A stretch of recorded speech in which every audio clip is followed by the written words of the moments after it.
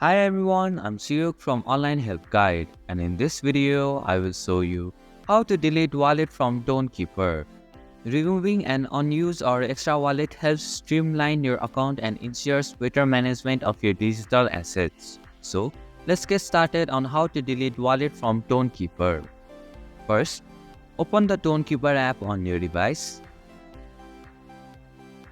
Tap on the settings option from the top right corner of your screen. In the settings menu, find and tap on the delete account option. Now, if you have any personal data or wallet passwords, you can back up right now. If you already have a backup, tap on this checkbox. Finally, tap on the delete wallet data option and delete wallet from Tonkeeper. And this is how you can delete wallet from Tonkeeper. Thank you for watching Online Help Guide. Hope this video was helpful. If it was, then hit the like button and comment down if you have any questions or feedback.